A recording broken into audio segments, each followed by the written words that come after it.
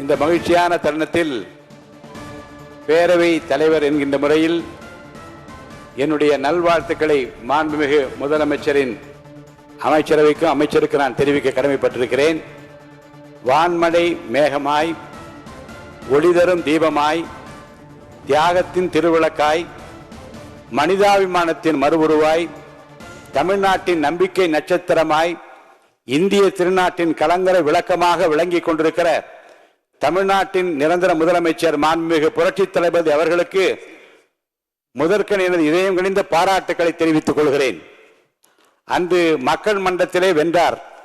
இன்று இந்த மாமன்றத்திலேயும் வெற்றி பெற்றிருக்கிறார். இதற்கு காரணம் உழைப்பு, தன்னம்பிக்கை, விடாமுயற்சி, மக்கள் மீது அவர் வைத்திருக்கிற அளவு கடந்த அன்பு. கான்பிடண்டா இருங்க, வெற்றி நிச்சயம் என்று சொன்னார். அந்த வெற்றியை நிலைநாட்டி இருக்கிறார். வெற்றி மீது வெற்றி வந்து என்னை சேரும் என்று பாடிய புரட்சி தலைவர் அவர்கள் அதை வாங்கி தந்த பெருமையெல்லாம் உன்னை சேரும் என்று பாடினார். இன்று முதல்வர் சொல்வார், வெற்றி மீது வெற்றி வந்து என்னை சேரும், அதை வாங்கி தந்த பெருமையெல்லாம் மாமன்ற உறுப்பினர்களே உங்களை சேரும், அதை வாங்கி தந்த பெருமையெல்லாம் தமிழ்நாட்டு மக்களே உங்களை சேரும் என்பார்.